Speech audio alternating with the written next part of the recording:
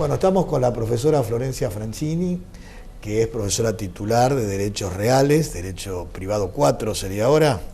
5, privado 5, y Derecho de los Contratos de la Facultad de Ciencias Jurídicas y Sociales de la Universidad de La Plata. Además es investigadora, ha sido funcionaria provincial y lo sigue siendo. Sí. Bueno, es un gusto tenerte acá con nosotros, Florencia. Muchas gracias. Y preguntarte cómo es la materia, cómo encarás el planteo frente a los alumnos, un poco que nos cuentes cómo haces, porque tenés dos materias, una sos titular, en otra adjunta. Vamos por el lado de los derechos reales, sí, y después seguimos viendo. En realidad fue, bueno, muchas gracias. No, gracias a vos por venir, al contrario. Empecé dando derechos reales en la facultad desde que me recibí, así que hace algunos años. Y cuando después se dio la posibilidad, en ese momento era adjunta de reales, cuando se dio la posibilidad y me invitaron a participar de contratos, la verdad que están tan hermanadas. Y claro. Cuando el contrato es el título del derecho real, claro, medio como que falta la publicidad registral. Claro, el título suficiente, claro, digamos. Y el modo, ya tengo el título, claro, ya enseño el modo, ya la publicidad registral serían demasiadas materias. Claro, pero bien. Y la materia, la verdad que cuando concursé y gané la titularidad, me aboqué a hacer un programa que tratara... Básicamente el objetivo centrales fueron dos: conservar la estructura de la esencia de la materia, porque a mí me parece que si sabemos de cualquier materia, si sabemos la esencia, cambian los códigos y seguimos sabiendo totalmente la materia. ¿Sí? Sí, estoy de acuerdo. Y a partir de esa estructura, poder abordar problemáticas nuevas vinculadas a cada uno de los derechos reales en particular, o en temas genéricos, porque por ejemplo la protección de la vivienda familiar, claro, que es un tema que lo podemos abordar desde un montón de lugares, desde el tema de la familia, desde el tema de las obligaciones, pero en definitiva lo que garantiza es el patrimonio del deudor, y ahí entramos en el tema de contratos o el derecho real de dominio, claro, cómo se podría haber afectado con la garantía del acreedor, exacto, la obligación, todo el derecho civil. Entonces, un poco como siempre mi intención es, cuando empezamos a dar la materia y la presentamos, como lo más probable es que no pase ni un día, bueno, aparte de que soy civilista, ¿no? Entonces, sí, digo, que el derecho civil acompaña al hombre antes de que nazca y lo acompaña después de su muerte. Totalmente, es una gran verdad eso. Entonces, pero que además todos los días ejercemos, a lo mejor no nos casamos todos los días, pero todos los días celebramos contratos y todos los días pasamos a ser dueños de algo, de los chicles que compramos antes de venir a la facultad, el café. Entonces, esa cotidianeidad que yo trato de explicarla en el aula es para que la materia no se tome abstracta y la estudiemos de una manera ajena. Correcto. Entonces, que en el ámbito de los derechos reales, porque por ahí en el ejemplo del gran negocio inmobiliario, el alumno está como ajeno diciendo: me falta un montón, me falta para recibirme, no me van a convocar ahora, y me falta para comprar mi casa. Claro, más complejo claro, el acceso, exacto, y el desarrollo. Y después, además de, por ejemplo, estas instituciones que no son nuevas, la protección de la vivienda no es nueva, no, claro, pero sí tiene, a partir del Código Civil y Comercial, tiene distintas maneras de protección que me parece que están mejores. La ley del bien de familia era muy vieja. Correcto, estoy de acuerdo. Entonces, no era clara, además. Claro, y si había... la ley ómnibus estaba metido, claro, con el divorcio, la presunción de fallecimiento, todo junto, sí. Tuvo una buena intención, la cumplió durante muchos años, pero por ejemplo, un soltero sin hijos no podía proteger su casa, claro, y una persona casada con hijos, sí. O entonces decís, ¿qué es lo que protegía?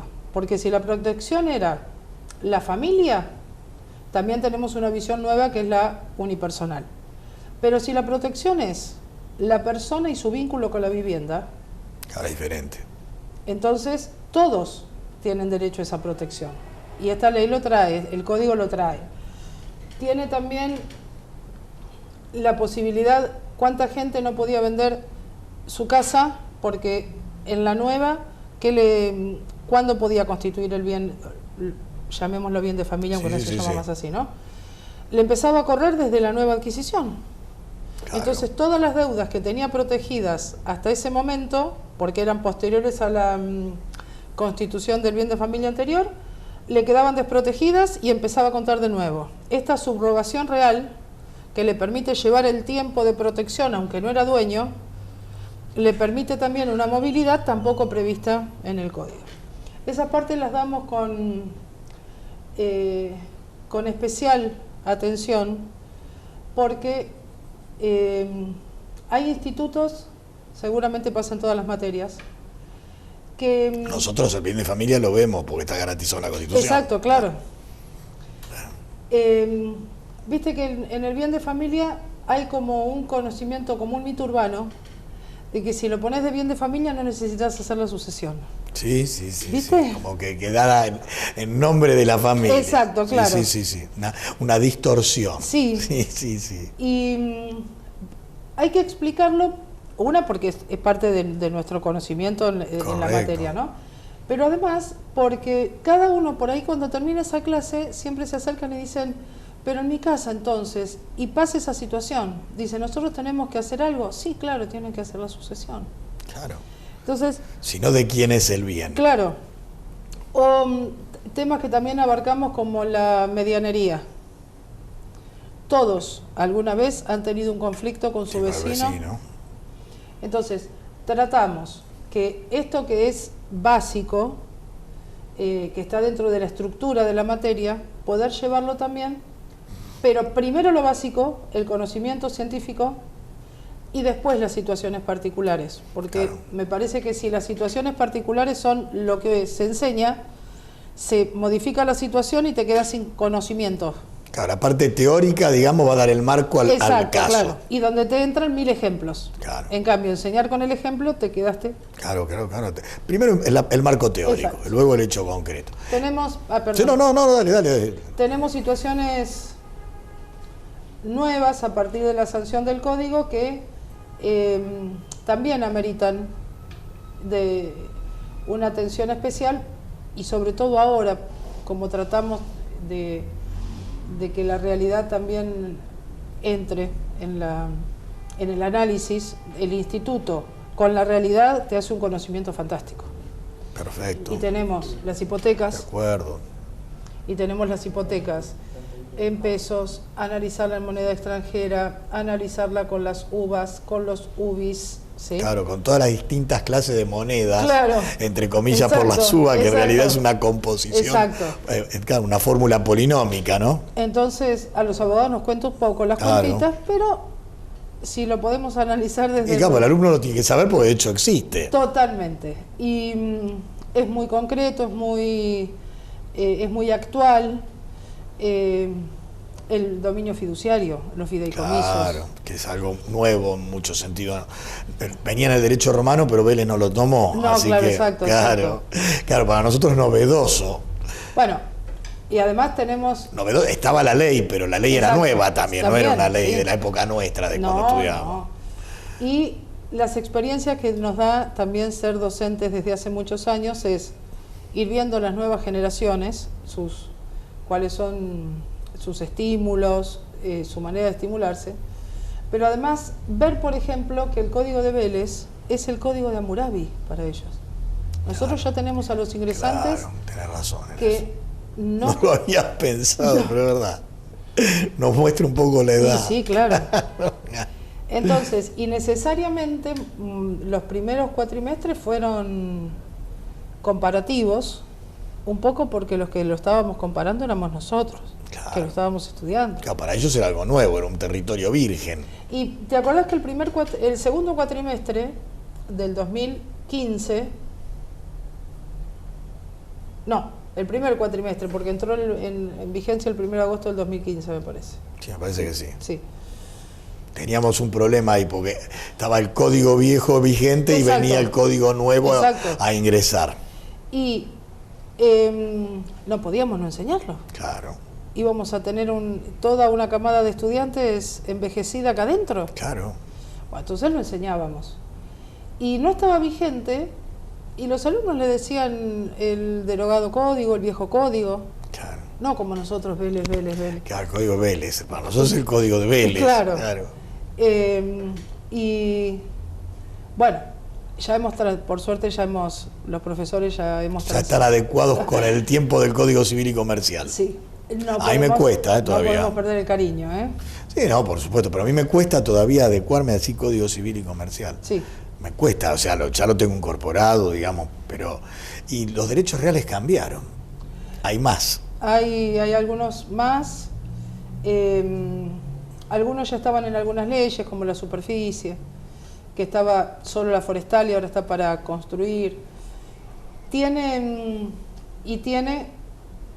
3 nuevos que difíciles para enseñar porque porque los conjuntos inmobiliarios lo crearon de manera tal que tiene una estructura tan parecida a la propiedad horizontal que lo llamaron propiedad horizontal especial. Claro. Gran pregunta, ¿por qué tenemos 2 derechos reales iguales separados? Claro. Y pues yo siempre lo pensaba, la propiedad horizontal en realidad en la Argentina es la propiedad vertical. Siempre se me había...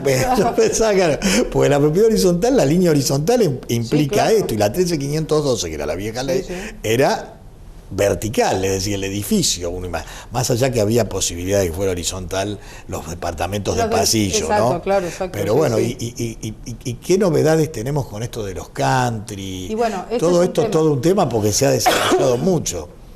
Es complejo enseñarlo porque hay algunas normas que trae el código que tratan de la adecuación de los ya existentes al régimen actual. Ajá.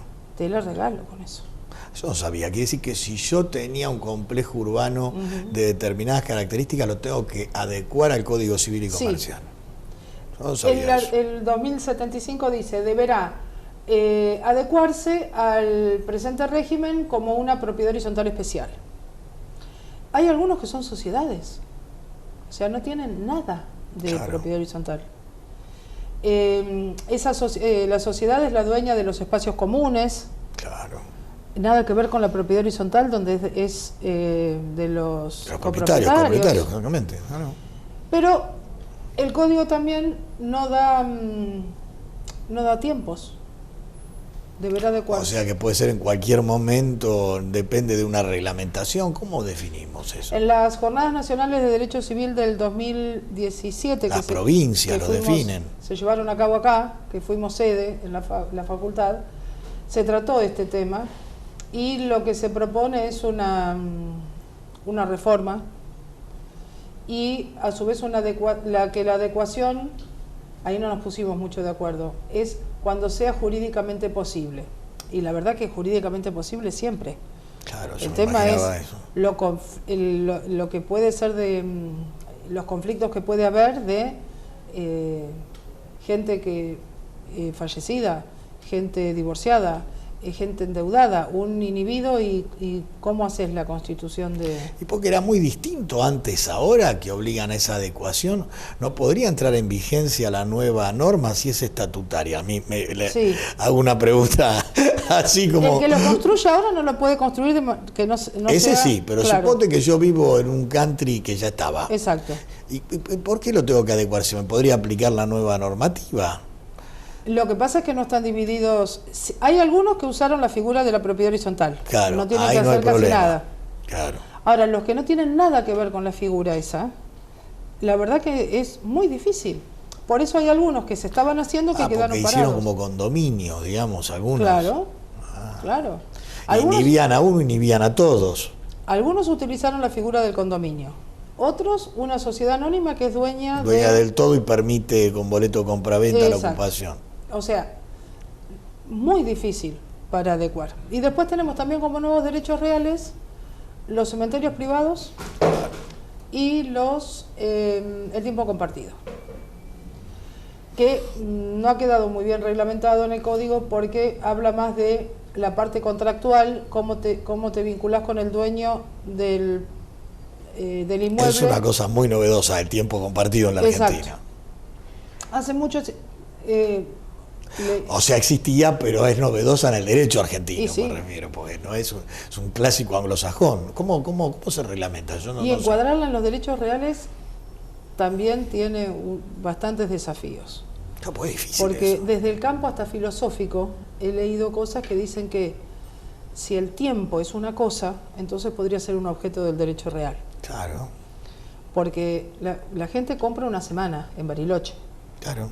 Entonces, Ni siquiera tiene adjudicado uno de los lugares. Claro, para poseer. Claro, tiene el 13, el 14, la unidad 18. Es difícil para poseer eso. Y sobre todo que el código lo que trata más es el titular del predio, del inmueble, y tiene que llevar un registro de los usuarios del tiempo. Yo no sabía que estaba porque siempre lo tuve como una relación contractual antes, ¿no? Claro. De tipo personal. Pero ahora siendo derecho real, que lo sé por haberlo visto, no por haberlo estudiado, no lo entiendo muy bien cómo lo estructuran, porque vos no tenés un lugar determinado. No, porque aparte un dueño podría hipotecar. Sí. Ahora, el único que puede hipotecar, y en muy determinadas condiciones, es el dueño del todo. Es el dueño de todo el predio que la sociedad, digamos. Claro. Entonces, la verdad que, son situaciones que también son desafíos para seguir. Sí, son grandes desafíos. Ese es un gran desafío, ¿no? Sobre todo hay... Lo que vos dijiste del objeto, de la cosa del tiempo. Claro. Claro, es muy interesante. Pero bueno, a mí me gusta... No, pues está bueno eso. Pero aparte eso se hereda además. Sí. O sea, yo compro 20 años y mis hijos heredan los 20 años sobre el tiempo, porque no va a cambiar, o sea, queda en el mismo lugar pero en distintas unidades. Yo no sé mucho de tributario, pero creo que pagan impuestos también. Sí, pagan impuestos, sí. Ahora es una cosa rarísima eso, como encuadrarlo en el derecho real. Sí. Bueno, son con los tres con los que más tenemos dificultades, porque no estaban en el proyecto del 98. Y al proyecto del 98 lo venimos estudiando desde el 98. Claro. Entonces, ya lo fuimos viendo, las distintas aristas, las posibilidades que tenía de ser modificado o cómo se podía ir a aplicar a futuro cuando se sancionara. Y estas cosas que entró de una manera y milagrosamente salió de otra, sorprenden. Pero claro, aparte es una cosa compleja.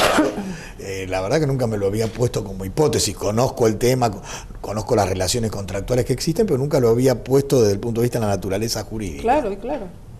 Otro tema sobre el que trabajamos en la cátedra, que creo que ahí compartimos el cariño, estamos en un proyecto de investigación sobre la vivienda digna, y partimos desde los tratados internacionales, desde la Constitución Nacional, desde la Constitución Provincial. Perfecto.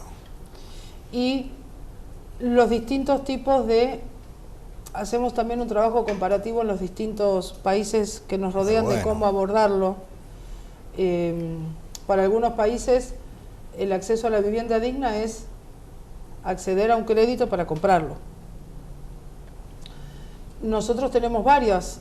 En nuestro país tenemos distintas variables, porque tenemos desde créditos o líneas de crédito para la vivienda única, leyes especiales de prescripción adquisitiva para quien para quien posee por el tiempo que dice la ley, y también tenemos el Instituto de la Vivienda, donde se desarrollan viviendas. Claro, entonces lo que se le concede al sujeto que tiene la protección es una vivienda. Claro. No el acceso, un crédito para. Después lo paga, pero también tiene un valor social. Sí, pues se le da la vivienda a cuotas, digamos, pero se da la vivienda. Exacto. Entonces, bueno, ese tema también lo trabajamos desde la cátedra, y como una investigación. Muy interesante, es un tema muy interesante. Muy lindo. Sí, aparte el Instituto de la Vivienda cumplió una función muy importante en la provincia de Buenos Aires. Bueno, ahora no está bien, pero en su época proyectó mucho y ejecutó muchas viviendas muy baratas además. Sí, bajo un sistema, la mayoría de propiedad horizontal. La mayoría de propiedad horizontal, que es lo que yo recuerdo. Yo lo recuerdo propiedad horizontal y algunos barrios que hizo también, que también hacía Nación, porque Nación también hacía barrios. Federal, Claro, con el Fonavi lo hacía, pero después no sé qué ocurrió con eso. Pero ahí son sus parcelas también. Y ahí también es un espacio lindo para trabajar porque hay que ver que no puede haber una propiedad horizontal sin consorcio. Claro. Y ahora hay muchas. Fácticamente. ¿No? Sí, sí. Porque otro tema interesante en la materia, las expensas. Es un problema eso, gran problema. Gran problema. Ahora, cuando aumenta el índice de morosidad, aumentan las expensas, porque como es un sistema solidario, claro, entonces hay que pagar igual. Y si el otro no pagó, tenés que pagar más. Y ahí es una... Por algo... O sea, es como el impuesto, digamos. Exacto. Los que pagan mantienen a que no paga. Exacto. Bueno, vos fíjate que en el Código de Vélez, que no estaba la propiedad horizontal, él lo había prohibido expresamente, y en la nota al artículo en el que lo prohíbe expresamente explica por qué. Y dice que ya existía en Inglaterra, un poco como Vélez diciendo, no es por desconocer una figura. No es porque no la conozco, claro. En Inglaterra ya existe y es motivos de permanentes conflictos. Claro. Porque, y lo es. Claro, y lo es, porque es el que no paga, está mantenido por los que pagan. Exacto. Pero bueno, también es muy interesante porque se le incorpora un tema nuevo, no debió ser nuevo, debió estar siempre, pero el sueldo del portero, ¿de dónde va a salir? Claro. Entonces, son todos temas que siempre hay que tratar de ir concatenando uno con el otro, como para tratar de que el alumno tenga una visión global y no la bolilla 1.3. Claro. ¿Sí? Sí, que el alumno conozca todo el derecho. Puede aplicar constitucional, puede aplicar procesal, pueda ir viendo. Yo siempre me acuerdo un libro de Mervilá que se llama, no el alma de la toga, el alma del abogado, que relata un recién recibido ante su primer cliente. Y dice, el cliente, con toda la problemática, toda la vida, todo el conocimiento que le había dado la vida, y el egresado, escuchándolo, con todas las materias en su cabeza, todavía sin mezclar. Claro, es muy bueno. Es muy bueno eso, muy bueno, claro. Porque es con lo que uno se encuentra cuando sale de la facultad. Exacto, sí. El caso altera todo. Sí, claro que sí. Más saca un caso más complejo. Exacto, claro. Claro, está muy bueno. Y vos sabés que yo me lo imagino y es como que lo veo en cuadraditos, todo sin mezclar todavía. Y sí, que nosotros también tenemos una metodología muy especial de aprender el derecho. Sí. Nosotros aprendemos muy como compartimentos estancos. Tendría que haber, yo siempre lo pensaba antes, ¿no? Como una especie final de deliberación, no se puede, por el cual uno pudiese integrar todo, es decir, esto se relaciona con esto, procesal, las acciones posesorias, las acciones, el interdicto, es decir, las acciones reales, tiene todo medio, claro, medio como mezclado. Pero para nuestra generación, además, son varios los desafíos que enfrentamos como docentes, porque estudiamos con metodologías de enseñanza diferentes. Muy diferentes. Entonces, vos sos más joven, además. Bueno, yo por ahí estudié con una metodología peor todavía. En una época muy dura respecto de la posibilidad de debatir y eso, claro. ¿no? Entonces, estudiamos de una manera diferente a como estudian nuestros alumnos. Y una cosa más, concursamos de manera diferente a como la clase que le damos a nuestros alumnos. Bueno, eso sí, y no está bien eso. No, claro. Eso sí, no está bien. Creo que eso pasó siempre, ¿eh? Entonces, concursamos hoy con una metodología de ayer. Claro. ¿Sí? Sí, porque ¿cuántas veces decimos que la clase magistral no alcanza hoy? Totalmente. Y vos vas a dar una clase súper erudita cuando concursás. ¿Qué magistral? Claro, totalmente. Entonces, bueno, para los que se están escuchando, magistral no es lo que por ahí... No, pero eso no es un maestro. Claro, claro. Pero... Es unilateral, digamos, exacto. No tiene dirección doble. Y eso tal vez es una deuda que tengamos con los docentes, porque hacemos un gran esfuerzo habiendo estudiado de una manera, habiendo sido elegidos a través de un concurso donde se nos evalúa de determinada manera y enfrentamos, yo los jueves tengo 200 alumnos. Claro, son muchos alumnos también, muchos Sí. son.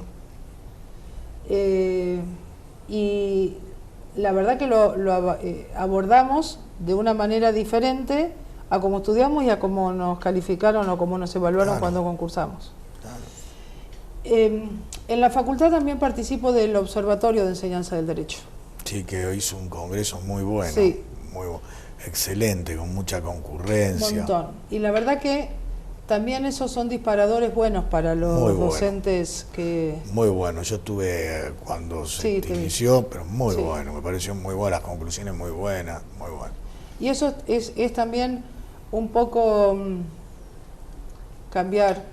Sí, moviliza. Sí, claro que sí. Moviliza, replantea, revisa. Nosotros tenemos una enseñanza histórica muy dogmática, por lo menos esa es la que tuvimos, no te incluyo a vos, la que tuve yo, es decir, a recitar el código, ver la jurisprudencia, y ahí terminaba.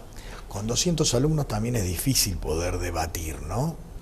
Sí. Porque los chicos tienen un poco de temor escénico, de miedo al ridículo, a ver si pregunto una cosa y se me ríen los compañeros. Bueno, yo tengo, la verdad que ahí tengo la posibilidad, muchos alumnos ya me conocen, ya me tuvieron en contratos. Ah, claro, porque estás antes también, y en comisión antes. Exacto. Más chiquito. Sí. Claro. Otros me conocen a través de sus amigos, entonces... Los alumnos ya saben que en el aula hay un espacio. Y se participa. Para que puedan participar. La pregunta es una pregunta. Que va a tener una respuesta y si a lo mejor el ejemplo no es el adecuado, el que da, no pasa nada. Hay que tratar de dar el que es y seguir. Y siempre con el cariño de... Gracias porque participaste.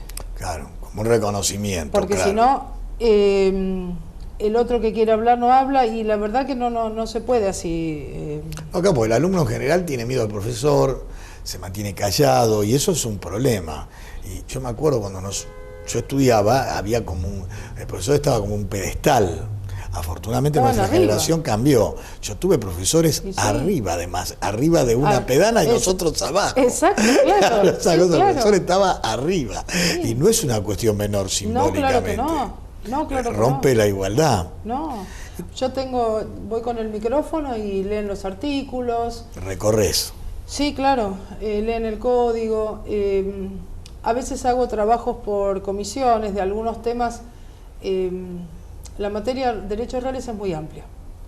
Tenemos, por ejemplo, propiedad indígena. Claro, que es otro tema del barrio cerrado complicado. A la propiedad indígena. Difícil de entender para los romanistas, ¿no? Sí, pero también... No, está bien, queda tranquilo. También es un tema que el alumno lo conoce a través de referencias, entonces... Y tenemos muchas leyes y lo podemos, además de estar en la Constitución, ¿no? Y hay temas, tenemos propiedad intelectual.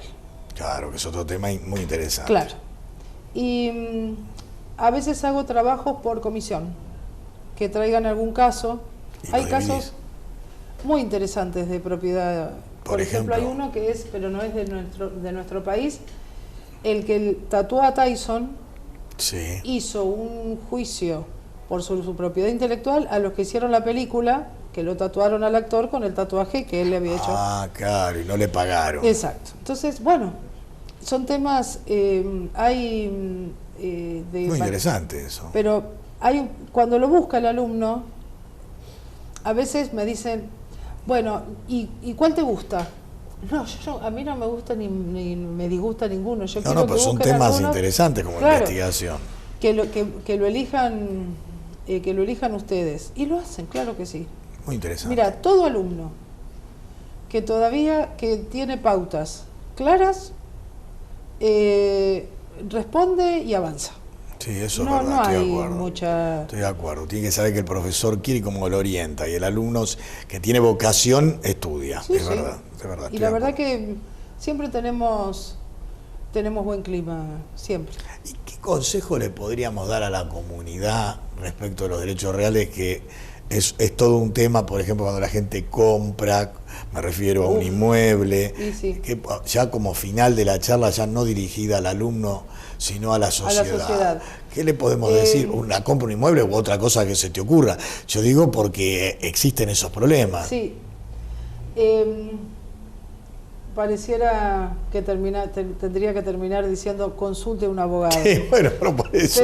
Pero un pedacito, ¿no? Al abogado tiene que consultarlo. Es tan importante eso porque igual los abogados tenemos que acostumbrarnos a esto.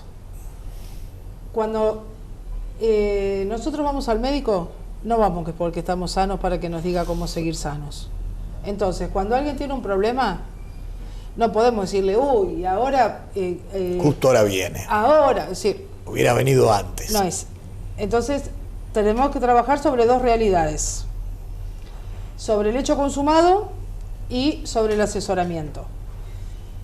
Hay veces que nos seduce pensar que nuestra situación es la misma que el del vecino, entonces hacemos lo mismo que hizo el vecino y nos va a ir igual.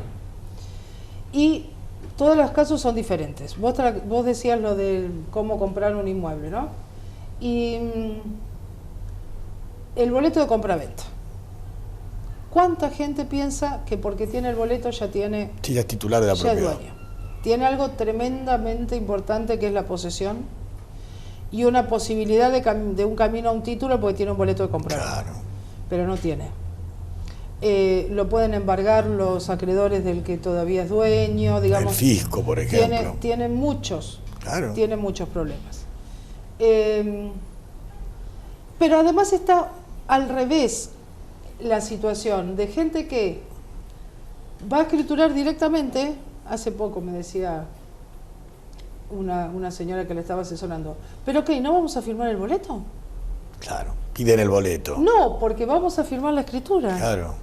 ¿Sin boleto? Piden el boleto, claro, que es algo contrario al interés del comprador. Exacto. Claro. Dice, pero no se firma antes. No, si vamos a escriturar, escrituramos, claro, es lo mejor. Claro, bueno, lo mejor. Entonces, fíjate cuánto para poder